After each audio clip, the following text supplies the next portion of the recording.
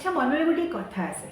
मनीष कहूँ आम केते प्रकार कर्म करूँ सका आरंभ कर रात्र पर्यंत आपण देखुवे आम समस्ते कर्म करुचे तेज कौ कर्म मनीष जीवन में करवा उचित कौ कर्म प्रकृत में श्रेष्ठ कौ कर्म प्रकृत में करणीय आ कौ कर्म कले मनीष जीवन आनंद भरपूर हो उठ प्रत्येक मनीष किसी ना किसी कर्म करुच्ची बिना कर्म मनीष बंची पारे ना तेणु कर्म विषय जी आम आलोचना करवा मुख्यतः कर्म दुई प्रकार प्रथमतः आत्मा कर्म द्वितीयतः हूँ कौन ना शरीर कर्म प्रत्येक मनीष कर्म कला बेले जदि से प्रथमे आत्मार कर्म करेंगे ताहले से निश्चित भाव में ही आनंद ही रे कारण आत्मा परमात्मा मिलन होता है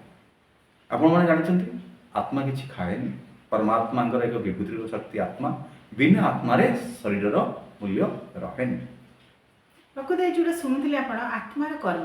मनीषर जो दुई प्रकार कर्म रही शरीर कर्म और आत्मार कर्म मनीष शरीर कर्म को देखिपुचे आम समस्त देखिपुचे कौन कौन कम आम करुचे जहाँ बाह्य शरीर कर्म गुड़िक आम देखुचे किंतु जो कथा आपण मैंने शुणुले आत्मार कर्म जहाँकि अंत्यकरण कर्म कारण शरीर मध्य आत्मा रही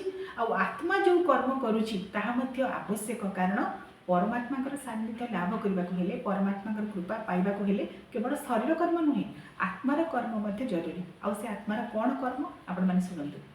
आत्मार कर्म कौन ना आपण मैंने परमात्मा आपण मान को 24 घंटा समय देइचंती जहाँकि ही परमात्मा कृपा बल संसार को आसी प्रथमे परमात्मा गुणगान गाइले परमात्मा नाम धरिले ही आत्मा संतुष्ट लाभ करे प्रथम कहीं ना परमात्मा सृष्टि करिसंती सही आत्मा को एवं जेतले मनीष को सृष्टि करे तैयारी कले मार गर्भरे रखी 264 दिन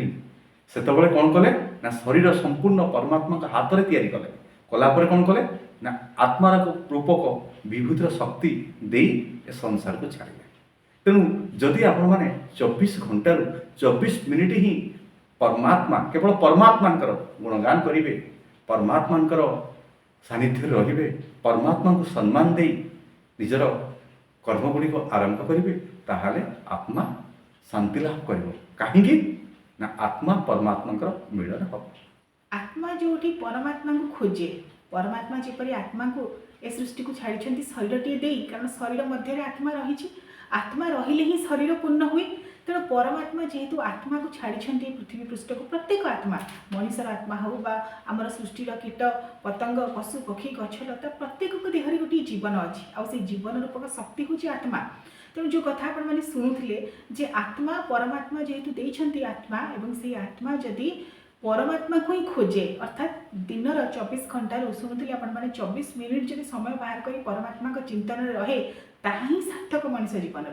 मनीष बाह्य कर्म करुच्ची आम देखुचे बाहर केते प्रकार काम आम करुचे जहाँ भौतिक कर्म बोली कहुए बाह्य उपचार कर्म कराए जहाँकि मनीष बचापी तार आवश्यक जीवन धारण निजर पेट पूरवाई विविध प्रकार कर्म से करुच्ची किंतु परमात्मा उद्देश्य मनीष जो कर्म करवा उचित ताहा होची आत्मार कर्म आउ दर्शक बंधु आत्मार कर्म सदा सर्वदा सत होता है कारण आत्मा जपरी सत्य परमात्मा जपरी सत्य आत्मार कर्म सेहीपरि सदा सर्वदा सत्य उपर प्रतिष्ठित होता है सत्कर्म जो आपण सत् शब्द लगे जितेबाला मनीष मैंने परमात्मा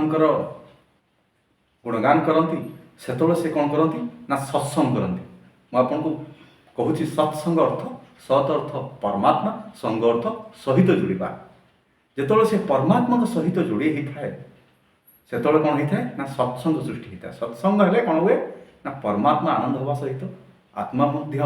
शांति लाभ करे एवं सही मनुष्यटी शांति आनंद निज कर्म गुड़िक कर चले कीट पशु पक्षी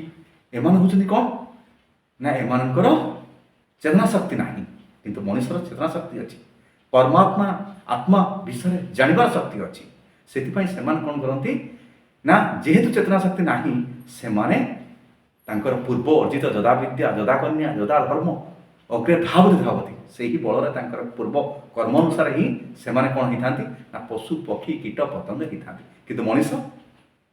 चेतना शक्ति जेहेतु अच्छी से आत्मा विषय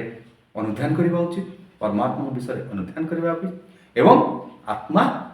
कर्म प्रत्येक दिन करने उचित आत्मार अर्थ कौन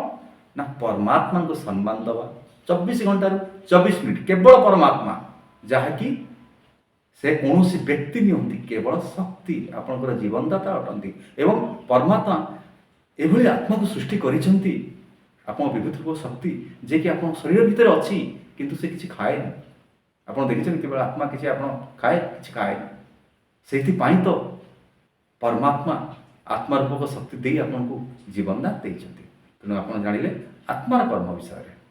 से मनीष हूँ श्रेष्ठ जीव आपण मैंने शुणुले पशु पक्षी कीट पतंग समस्त जीवन अच्छी किंतु चेतना शक्ति जहाँ आम विवेक बोली कहूचे विवेक केवल मनीष पाखे ही अच्छी आ मनीष पाखे से विवेक अच्छी बोली विवेक अनुमोदित कर्म ही तार करवा उचित जहाँ हूँ सत्कर्म जहाँ हूँ परमात्मा कर्म परमात्मा को उद्देश्य जो कर्म कराए उद्देश्य जो चिंतन कराए ताहा सदा सर्वदा सत होता है तेणु मनीष जेहेतु ये सृष्टिर सर्वश्रेष्ठ प्राणी बोली आम कहीपर सब प्राणी मध्य मनीष हूँ श्रेष्ठ कहीं तार विवेक अच्छी तार चेतना शक्ति अच्छी भल मंद बाछिबार शक्ति से अनुभव परमात्मा ताकू देइछंती एवं ताहाठारु ऊर्ध्व को जाई जदि से निज जीवनर कर्तव्य संपादन जिते करुछि प्रत्येक कर्म को परमात्मा पाखर समर्पण करुछि प्रत्येक समय परमात्मा चिंतन करुछि किछि समय बाहर करी परमात्मा कथा चिंतन करी तांको निज हृदय मध्य स्थान दउछि ताहले ही सही कर्म आपे आपे सत्कर्म हो जाए आ जोठी सत्कर्म थाए सत्य द्वारा प्रतिष्ठित होता है सेठी परमात्मा सदा सर्वदा विराजमान करते कारण से निजे होती सच्चिदानंद सच्चित आनंद तेणु जो सत्य सेठारे परमात्मा सदा सर्वदा विराजमान करते तेणु क्यों कर्म आमर करवा उचित बोली जदि आम आलोचना करवा सदा सर्वदा विवेक अनुजाई करा जाउथिबा कर्म सत्कर्म जहाँकि परमात्मा को समर्पित सही कर्म ही प्रकृत में श्रेष्ठ कर्म आप शुणिले जे आत्मार कर्म विषय द्वितीय कौन ना शरीर कर्म शरीर कर्म कौन आपण मैंने जानते शरीरटा पंचभूत जे कि सी भी प्रकृतिर दान से परमात्मा दान गोटे शरीर माटी जल वायु अग्नि आकाश ये जो पंचभूत शरीर या पंचभूत परमात्मा सीना आपण शरीर को सृष्टि करदे किंतु से शरीर रक्षणाबेक्षण आपको कर्म करने पड़ो बिना कर्म शरीर आपंकर रहा तेणु आप कौन करेंगे शरीर कर्म करेंगे तेणु शरीर कर्म 5 भाग में विभक्त कराई कौन से कर्म ना सकर्म अकर्म विकर्म मकर्म कर्म ये जो 5 प्रकार कर्म अच्छी सकर्म अर्थ सत्कर्म अकर्म अर्थ अधर्म कर्म अज्ञान कर्म जो कर्म करवा उचित नुहे से कर्म मनुष्य करवा उचित नुहे किंतु जदि आपण माने करेंगे ताहा कौन हेबो आपण जानछथि स अपर कौन आसला ना मो कर्म जे आपणकर जो मो कर्म जो मानसिक कर्म आपन जानते कर्म साधारणतः आपण शरीर द्वारा कर मानस पटरे कर कौटी बस आपण कथा चिंता आपन कर दिल्ली बॉम्बे मद्रास कथा जो मो कर्म मानसिक कर्म ये कर्म भी आपण सब मार्ग ही करवा उचित एवं समाज में जीपरी मंगलमय हम सकर्म अकर्म मकर्म बकर्म बर्थ कौन ना वैराग्य भाव कर्म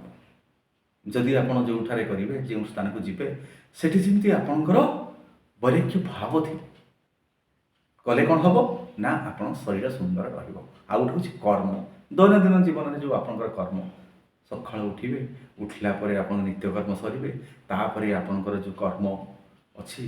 आपणकर संसार को चलवाई निज को चलवाई एवं ए समाज को दिग्दर्शन मार्ग देवाई ये जो कर्म जो अच्छी से कर्म आप करेंगे ये 5 प्रकार कर्म शरीर पर दरकार तेणु आप जानिले जे शरीर कर्म विषय तेणु शरीर कर्म और आत्मार कर्म ये दुईटी विषय आपण मैंने भल भाव जानिले एवं ये दुईटी कर्म ही परमात्मा को समर्पित आ ये दुईटी कर्म को जी श्रद्धार सहित विश्वास भाव सहित परमात्मा को समर्पित करी करती तांकर जीवन सरस सुंदर और मधुमय हुए गोटे शारीरिक कर्म बा शरीर कर्म आ गोटे हूँ आत्मार कर्म ये दुई प्रकार कर्म मनुष्य निहाती करवा आवश्यक समस्त को बहुत बहुत शुभेच्छा और अभिनंदन जय जगन्नाथ।